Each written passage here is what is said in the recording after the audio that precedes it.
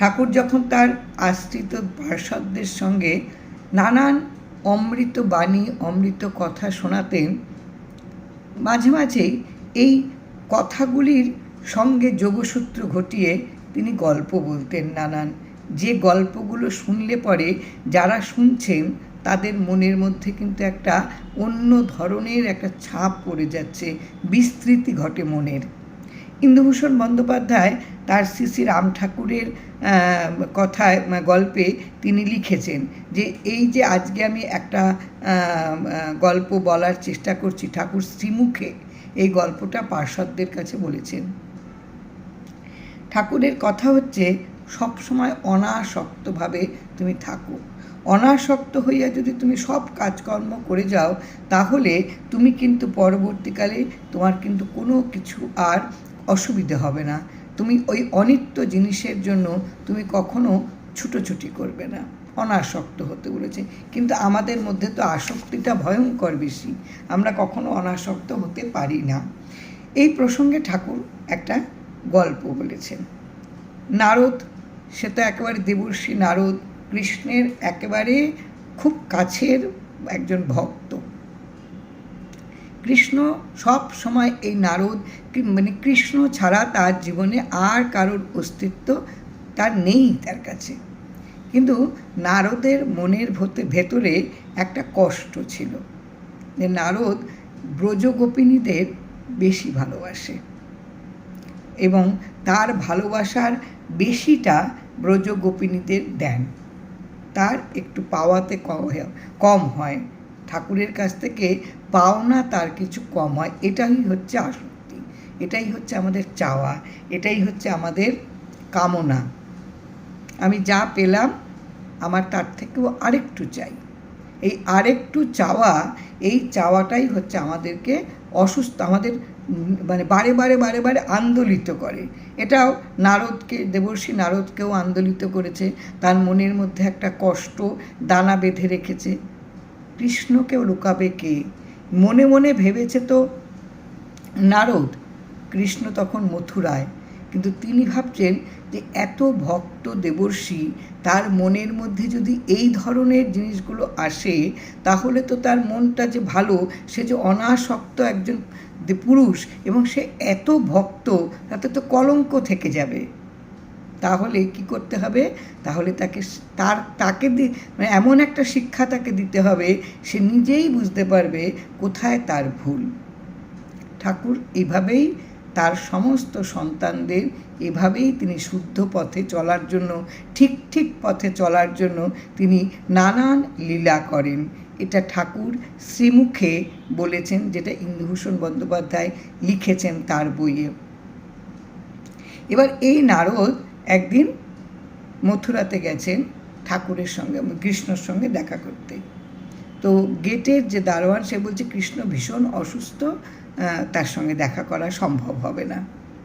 তো নারদ ভাবছেন, যিনি স্বয়ং নারায়ণ, ব্রহ্মাণ্ড যার হাতে, যিনি ব্রহ্মাণ্ডকে এক সুতোর লহমায় চালাচ্ছেন, তার এত মাথা যন্ত্রণা যে তিনি তার রোগ সামলাতে পারছেন না, তিনি তার রোগ দূর করতে পারছেন না। তখন অনেকবার অনুরোধের পর তিনি বললেন যে ঠাকুরকে গিয়ে বলতে, শ্রীকৃষ্ণকে গিয়ে বলতে তিনি যে একটু দেখা করতে চান। এবার কৃষ্ণ তাকে অনুমতি দিলেন, তার কাছে এলো।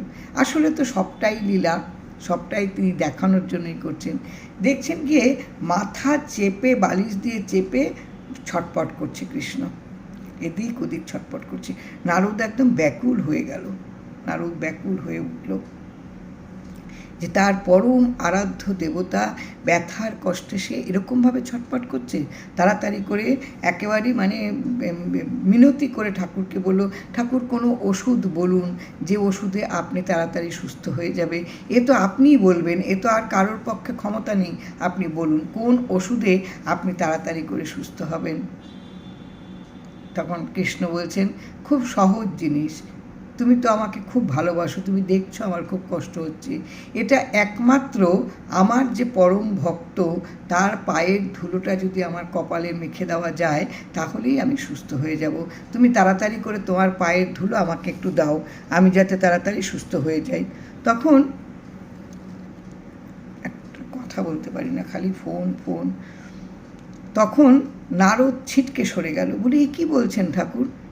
যার পদধূলি পেলে আমার জীবন ধন্য হবে, সে তার রোগ সারানোর জন্য আমার কাছে পদধূলি চাইছে? এটা ঠাকুর সম্ভব না, এটা আমি পারবো না করতে, বরং আপনি অন্য কথা বলুন। তখন ঠাকুর বলছেন, কৃষ্ণ বলছেন যে এর বাইরে আমার এই রোগটা সারার কোনো উপায় নেই, যেখান থেকে পারেন একটু জোগাড় করে নিয়ে আসো। নারদ এবার বেরুলে স্বর্গে গেলেন। সমস্ত দেবদেবতাদের তারা যেই পৌঁছলেন, নারদকে জিজ্ঞেস করছেন যে কৃষ্ণ কেমন আছে, তার খবরাখবর। তখন প্রত্যেকের কাছে ব্যাকুলভাবে বলল যে ঠাকুর ভীষণ অসুস্থ, মাথায় প্রচণ্ড যন্ত্রণা, যদি কোনো ভক্ত তার পায়ের ধুলো দেয় তাহলে পরে তিনি সুস্থ হবেন। সব দেব দেবী যক্ষ কিন্নর প্রত্যেকে সরে গেল, বলে এটা সম্ভবই না, কখনো কেউ কারো পায়ের ধুলো ঠাকুরকে দেবে? কখনো দেবে না। স্বয়ং শিবও সেটা দিতে রাজি হলেন না। কিন্তু নারদের মনের মধ্যে ভীষণ কষ্ট যে কোথাও থেকে পায়ের ধুলো জোগাড় করতে পারলো না, এদিকে তার প্রিয় আরাধ্য দেবতা কষ্টে ছটপট করছে। হঠাৎ করে মনে পড়ল বৃন্দাবনে ব্রজ গোপিনীদের কথা। তিনি তো ব্রজগোপিনীদের কথাই ভাবছিলেন যে কৃষ্ণ ভয়ঙ্কর ভালোবাসে ব্রজগোপিনীদের, সেই ভালোবাসা অতটা বোধহয় নারদকে ভালোবাসে না। এই জায়গাটায় তার মধ্যে একটা কষ্ট ছিল, তার মধ্যে একটা দুঃখ ছিল, একটা অনুতাপ ছিল। ব্রজগোপিনীদের কাছে যখন নারদ এসে দাঁড়ালো, তখন সমস্ত ব্রজগোপিনী ছুটে এসে জিজ্ঞেস করছে আমাদের প্রভু কেমন আছেন? প্রভু ভালো আছেন তো, এখন প্রভু কোথায় আছেন? তখন নারদ বলছে প্রভু মথুরায় আছেন, কিন্তু ভীষণ অসুস্থ। সবাই কাঁদতে শুরু করে দিয়েছে, প্রভু অসুস্থ, কি হয়েছে প্রভু? তখন বলছে প্রচণ্ড মাথায় যন্ত্রণা। তো বল কেন ঠাকুর বলেননি যে কিসে রোগটা সারবে? বলো হ্যাঁ বলেছেন, যে কোনো ভক্ত যদি তার পায়ের ধুলো দেয় এবং সেটা যদি কপালে মেখে দেওয়া যায় তাহলে কৃষ্ণ ভালো হয়ে যাবে। তখন সমস্ত ব্রজগোপিনী হাসতে শুরু করলো, বলো এটা কোনো কথা? আমাদের পাপ পুণ্য এটা তো ভাবার দরকার নেই, উনি ভালো হবেন, আমার আরাধ্য দেবতা ভালো হবেন, কাজে যেভাবে ভালো হবেন, আমাদের যেখানে তলিয়ে যেতে হয় তলিয়ে যাব, কিন্তু তিনি তো সুস্থ হবেন, তিনি তো ভালো হবেন করে পায়ের ধুলো তার। এই কথা বলে প্রত্যেকে পায়ের ধুলো একেবারে প্রত্যেক গোপিনী তাদের পা এগিয়ে দিলেন এবং ধুলো তাদের দিতে শুরু করলেন। নারদের বুঝতে অসুবিধে হলো না একটু, যে ভালোবাসতে গেলে কতটা দিয়ে ভালোবাসতে হয়, কতটা নিংড়ে দিয়ে ভালোবাসতে হয়, তাহলে ভালোবাসা সেটাকে বলে। নিজের পাপ পুণ্যর কোনো চিন্তা করেনি, ভগবান ভালো থাকবেন এটা চিন্তা করেছেন। কি অপূর্ব এই কথা ঠাকুর নিজে মুখে ঠাকুর বলেছেন। ঠাকুরের জীবনেও কিন্তু এইভাবেই কিন্তু রোহিণী মজুমদারও মাঝে মাঝে যখন ঠাকুর অসুস্থ হতেন, রোহিণী মজুমদার তার পা দুটো হাত আঁকড়ে ধরে বলতেন আপনিই বলে দিন ওষুধ, আপনি কিসে সুস্থ হবেন, কারণ আপনাকে চিকিৎসা করার মতন ওষুধ কে জোগাড় করবে? এটাই হচ্ছে সবচেয়ে বড় কথা। জয় রাম, জয় রাম।